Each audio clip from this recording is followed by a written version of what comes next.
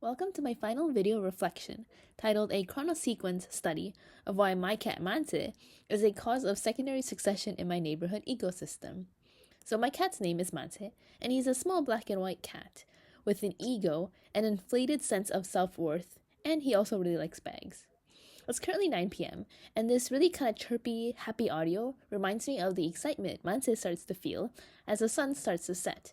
At nighttime, Manse becomes a neighborhood bully to birds and male cats, while also harassing female cats, as Manse consistently forgets that he was fixed 4 years ago. Manse belongs to a guild of predators, focusing on smaller animals like birds or rodents. Manse's behaviors like territoriality and hunting define his role within the ecosystem. Manse's arrival disturbed the neighborhood 3 years ago, where before Manse's arrival, the neighborhood had mostly purebred shy cats raised on organic Purina cat food.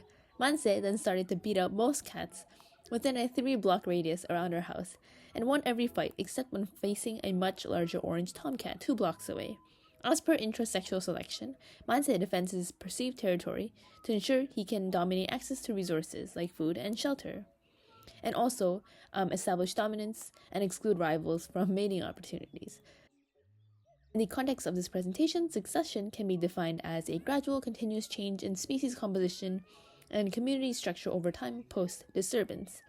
And secondary succession applies to my situation, where a site already supporting life, such as our neighborhood cats and birds and whatnot, experiences a disturbance, such as a fire, tornado, hurricane, or a rabid and crazy cat. And Manse might decrease the abundance of specific species like pigeons or rodents by hunting or intimidating them, whereas other species might increase in abundance if they're less affected by Manse's behaviors, like hardy insects who otherwise would be preyed upon by pigeons. Over time, a climax community may be reached in our neighborhood where there is a stable composition of species, although Manse will probably still continue to fight with new cats introduced into the neighborhood. And to conclude, what's so interesting is that Manse was neutered 3 years ago, but he still exhibits this competitive behavior. We have learned through two-eyed seeing that you're able to look at things and examine it in multiple perspectives without attributing a single narrative. And so two-eyed seeing helps me appreciate that from a scientific lens, competition, such as Manse fighting with the orange tomcat, is about survival, dominance, and access to resources. But from an indigenous and holistic lens, competition and dominance are relational events that maintain harmony within the ecosystem. Manse's role as a territorial defender contributes to the overall balance of Manse's environment in our neighborhood, even if Manse's individual actions appear aggressive or negative.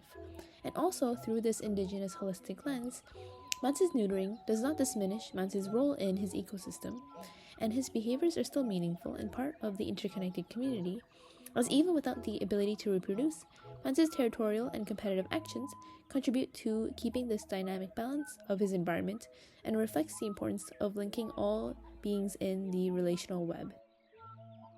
So basically, Manse will forever continue to rule the neighborhood block, even if it's just in his mind, although Manse does have a curfew of 3:30 a.m.